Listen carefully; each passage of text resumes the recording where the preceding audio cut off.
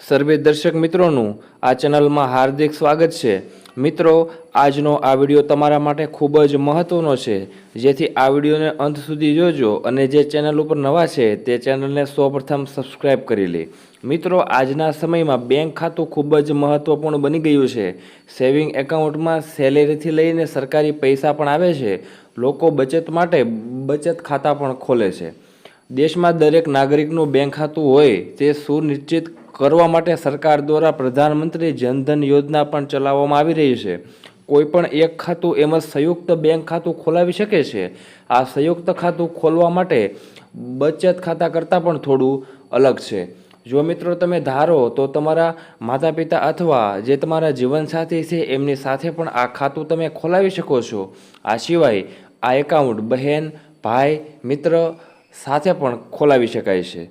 મિત્રો, આ સંયુક્ત બચત ખાતું ખોલવા માટે એક ખાતા ધારકને બદલે બે ખાતા ધારકો હોય છે। આમાં બે લોકો એકસાથે બચત પણ કરી શકે છે અને સરકારી યોજનાઓનો લાભ લેવા માટે વ્યક્તિ માટે સંયુક્ત બેંક ખાતા પણ ખોલવામાં આવે છે। મિત્રો, એક આ જોઈન્ટ એકાઉન્ટ પણ કહી શકાય। બંને ખાતા ધારકો વચ્ચે સામાન્ય નાણાકીય જવાબદારી હોય છે।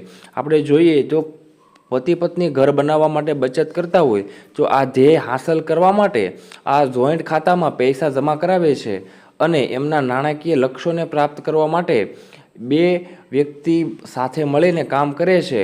અને આ સિવાય આ ખાતું જે તમને ખૂબ જ મદદરૂપ પણ બને છે। આ સિવાય એમને વધુમાં વધુ બચત કરવામાં પણ મદદ કરે છે। આપણે વાસ્તવમાં જોઈએ તો ઘણી વખત આપણે બચત ખાતામાં પૈસા જમા કરીએ છીએ, પરંતુ નાની નાની જરૂરિયાતો માટે ઉપાડી લઈએ છીએ। મિત્રો, આ જોઈન્ટ ખાતામાં બંને ખાતા ધારકોની મંજૂરી પછી જ રકમ ઉપાડી શકાય છે। ઘણી બધી વખત આ જોઈન્ટ ખાતામાં નાણાકીય શિસ્ત લાવવા માટે નાણાકીય સ્થિતિને મજબૂત કરવામાં પણ મદદરૂપ બને છે। અને મિત્રો, સરકાર દ્વારા આ એકાઉન્ટ ખોલવા માટે મદદ પણ મળે છે। ખાસ કરીને પીએમ જનધન એકાઉન્ટ યોજના દ્વારા પતિ પત્નીને અમુક સહાય પણ મળે છે। તો મિત્રો, આ વિડીયો તમને ગમ્યો હોય તો વિડીયોને લાઇક કરી દો, વિડીયોને શેર કરી દો અને તમે મારી ચેનલ ઉપર નવા હોય તો સૌપ્રથમ ચેનલને સબસ્ક્રાઈબ કરી લો।